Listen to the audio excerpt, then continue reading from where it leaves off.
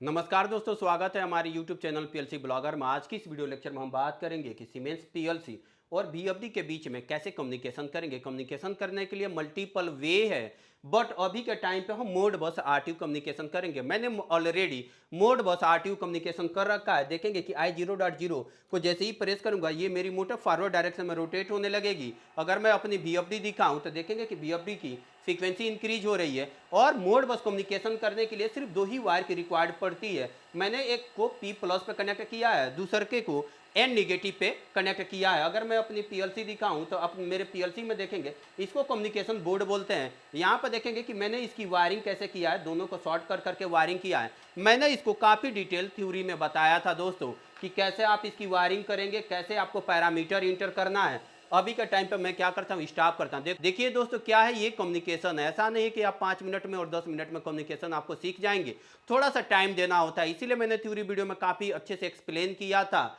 कि आप इसमें क्या क्या पैरामीटर सेटअप करोगे और इसके कंट्रोल रजिस्टर के बारे में। अगर मैं रिवर्स डायरेक्शन की बात करूं तो मैं यहाँ पे I0.1 को प्रेस करूंगा तो देखेंगे कि मेरी मोटर रिवर्स डायरेक्शन में रोटेट होने लगेगी।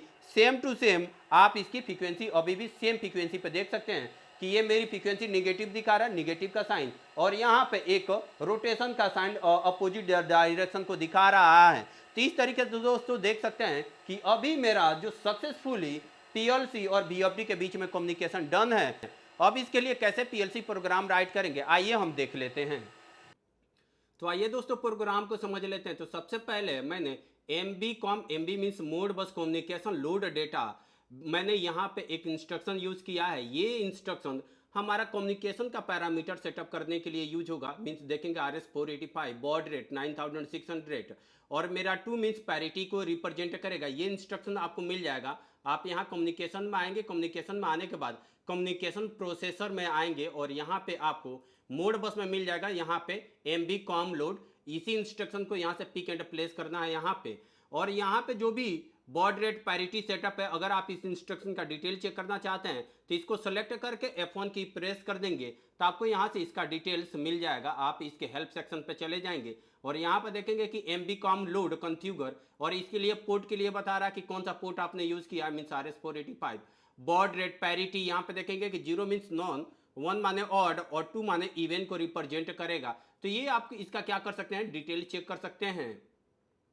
मैं इसको कट करता हूं और दोबारा से समझाता हूं। तो ये मेरे पास सिंपल यहाँ पे RS485 इसको सेलेक्ट करेंगे यहाँ से, तो यहाँ से RS485 को आप सेलेक्ट कर सकते हैं CB1241 और यहाँ पे सिंपली बॉड रेट लिख सकते हैं। अब इसके बाद अगर मुझे डेटा को ट्रांसफर करना है तो MB मास्टर मोड बस मास्टर का यूज करना पड़ता है। और यहाँ पे ये देखेंगे कि ये इंस्ट्रक्शन है, आप यहाँ से पिक एंड प्लेस करके यहाँ पे क्या कर सकते हैं, ऐसे प्लेस कर सकते हैं।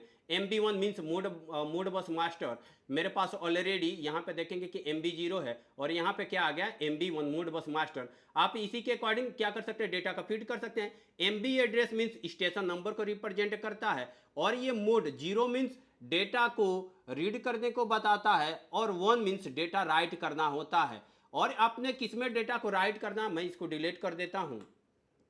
आपको किस में डेटा को राइट करना है, ये मेरा वो डेटा रजिस्टर, तो मोड बस का डेटा का रजिस्टर ये है। इस पॉइंट को मैंने आपको मैनुअल में काफ़ी अच्छे से एक्सप्लेन किया था कि मोड बस डेटा रजिस्टर में अगर आपको स्पीड को इंटर करना है तो HSW जो 100 नंबर पे है और इसका मोड बस डेटा का एड्रेस है 40101 और हम 40100 में क्या करते हैं, कंट्रोल डेटा रजिस्टर का यूज करते हैं। तो मुझे स्पीड चाहिए तो मैं क्या करूंगा, 40101 डेटा रजिस्टर का यूज करूंगा। यही डेटा रजिस्टर यहाँ पे क्या किया गया है, प्लेस किया गया। अब ये एक ही डेटा रजिस्टर है, 16 बिट का है, इसीलिए मैंने डेटा का लेंथ क्या किया है, यहाँ पे 1 किया। अब यहाँ पे वो डेटा रजिस्टर आपको इंटर करना है जिस डेटा रजिस्टर में आप वैल्यू को इंटर करना चाहते हैं। तो एक पीएलसी का डेटा रजिस्टर कोई सा भी आप यूज कर सकते हैं।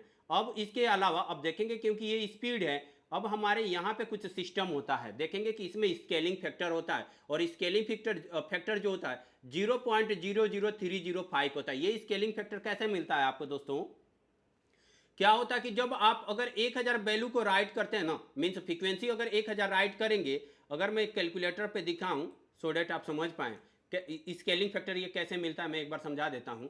अगर मैं यहाँ पे दिखाऊं कि अगर मैं 1000 लिखता हूं, 1000 वैल्यू लिख के अगर मैं अपने बीएफडी में ट्रांसफर करता हूं तो ये 1000 वैल्यू जब लिख के देता हूं तो ये मुझे इंट फ्रीक्वेंसी के फॉर्म में देता है, मीन्स अगर मैं फ्रीक्वेंसी के फॉर्म में बात करूं तो 0.05 देता है। 0.05 इतनी क्या करती है, मैं 1000 वैल्यू देता हूं तो इतना मुझे क्या करता है, फ्रीक्वेंसी मुझे राइट करता है। अब इसी पॉइंट को एलिमिनेट करने के लिए हम क्या करते हैं, स्केलिंग फैक्टर लगाते हैं। तो जो स्केलिंग फैक्टर क्या होता है, आउटपुट डिवाइड बाय इनपुट, तो आउटपुट 0.35 आ रहा है और डिवाइड बाई मैंने 1000 वैल्यू लिखा था तो डिवाइड बाई 1000 कर देता हूं। जैसे ही मैं डिवाइड करूंगा तो देखेंगे कि स्केलिंग फैक्टर ये मिल जाएगा 0.0035। यही मैंने स्केलिंग फैक्टर यहां पे लिखा है। ठीक है, तो हम जो भी स्पीड यहां पे इंटर करेंगे MD4 में और MD4 और यहाँ पे स्केलिंग फैक्टर है, तो इसमें क्या होगा, जो ये मेरे पास इनपुट यहाँ पे 1 है और इनपुट 2 है, तो जो मैं फ्रीक्वेंसी इंटर करूंगा उसमें क्या करेगा, ये स्केलिंग फैक्टर से मैं डिवाइड कर दूंगा। यही मैं यहाँ पे कैलकुलेट इंस्ट्रक्शन का यूज किया है।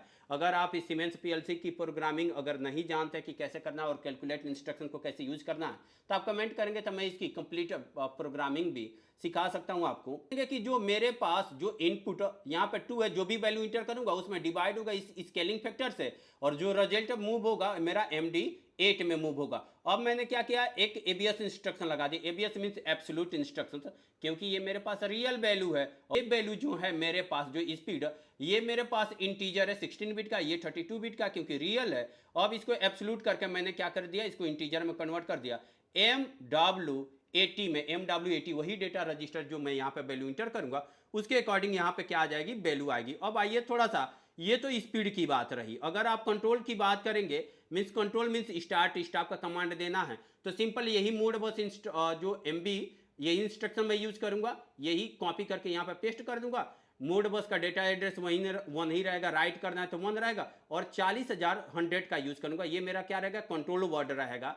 आप यहाँ पे देखेंगे मेरे पास 40100 जो कंट्रोल वर्ड है, अगर आप इसके नीचे आएंगे, मैंने ऑलरेडी थ्योरी में बताया था, तो यहाँ पर देखेंगे कंट्रोल वर्ड के लिए क्या यूज हुआ है, STW। अगर STW अगर मोड बस डेटा रजिस्टर में अपने ढूंढेंगे तो STW आपको मिल जाएगा यहाँ पे 100 पॉइंट पे। STW आपको मिल जाएगा, STW आपको 99 नंबर पॉइंट्स पे मिल जाएगा, और इसका एड्रेसिंग रहेगा 40100। यही मैंने 40100 यहाँ पे यूज किया है। अब देखेंगे कि क्योंकि ये कंट्रोल वर्ड है, मैंने आपको बताया था अगर मुझे इसको स्टॉप करना या रेडी करना है तो इसके लिए मैंने PPT पे ऑलरेडी आपको कुछ डेटा बताया था।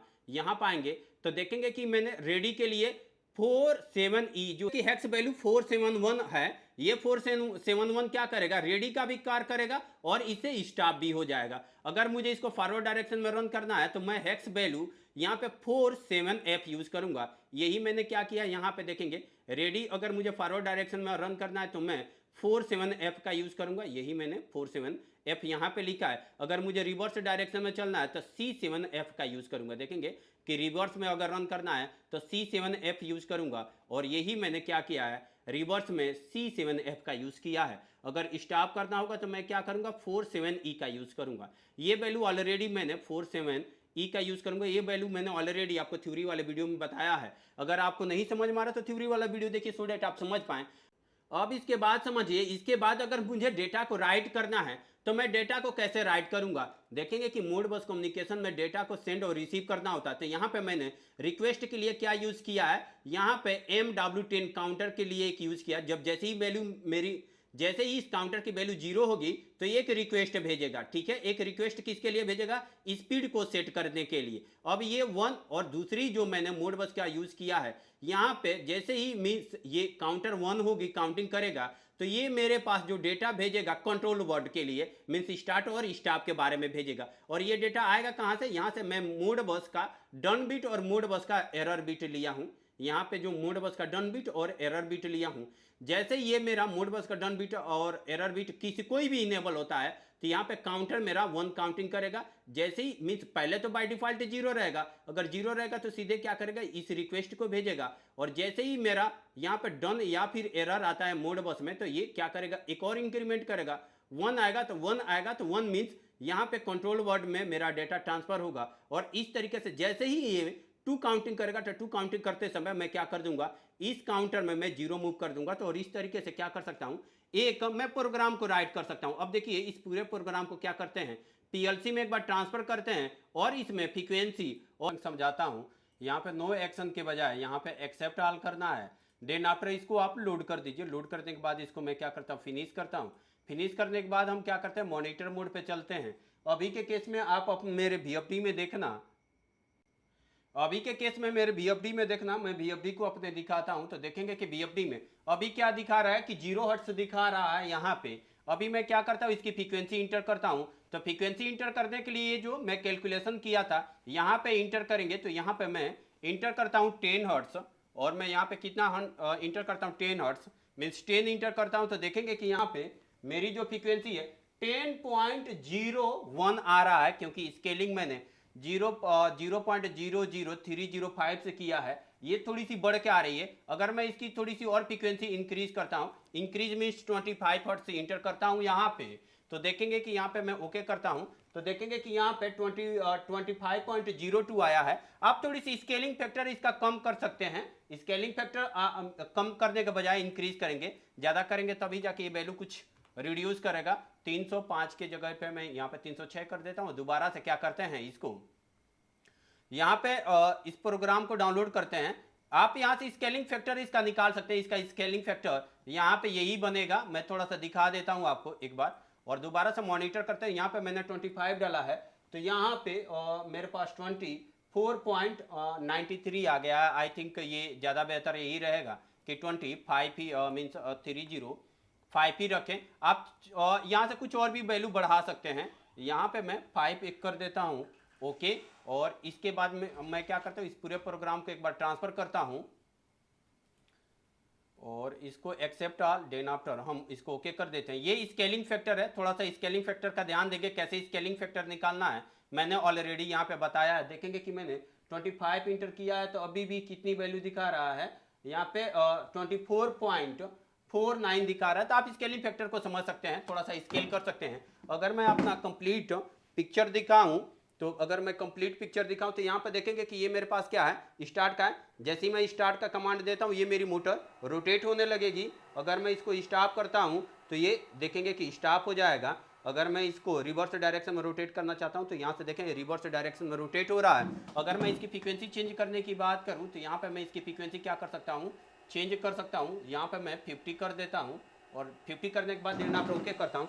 तो यहाँ पर देखेंगे कि ये मेरी फ्रीक्वेंसी क्या कर रही है, इंक्रीज कर रहा है। अगर मैं अपना VFD दिखाऊं तो देखेंगे कि यहाँ पे मेरी फ्रीक्वेंसी इंक्रीज होके 49.95 पे चला गया है। आप इसका स्केलिंग फैक्टर थोड़ा सा अप डाउन करके एग्जैक्ट मैच कर सकते हैं। अगर मैं इसको स्टॉप करूँ एक बार, अगर मैं इसको स्टॉप करता हूँ तो देखेंगे कि मैं इसको प्रेस करूँगा तो ये क्या हो जाएगी, मेरी मोटर स्टॉप हो जाएगी। अगर मुझे रिवर्स डायरेक्शन में, अभी रिवर्स डायरेक्शन में चल रहा था क्योंकि यहाँ पर नेगेटिव साइन दिखा रहा है, अगर मैं उसको फॉरवर्ड डायरेक्शन में रोटेट करूँगा तो देखेंगे कि यहाँ पे ये फॉरवर्ड डायरेक्शन में रोटेट करने लगेगा। और यहाँ से मेरे पास जो कंट्रोल का कमांड मिलेगा, यहाँ से स्टॉप का है, और ये मेरे पास रन फॉरवर्ड है। रन फॉरवर्ड के लिए कंट्रोल कमांड ये है। और मैं रिवर्स करने की बात करूँगा तो यहाँ पे मुझे जो कंट्रोल कोड है C7F ट्रांसफ़र करना होगा। तो दोस्तों इस तरीके से क्या कर सकते हैं, आप मोड बस कम्युनिकेशन कर सकते हैं। उम्मीद करता हूँ कि इस वीडियो में आपने मोड बस कम्युनिकेशन करना सीखा होगा।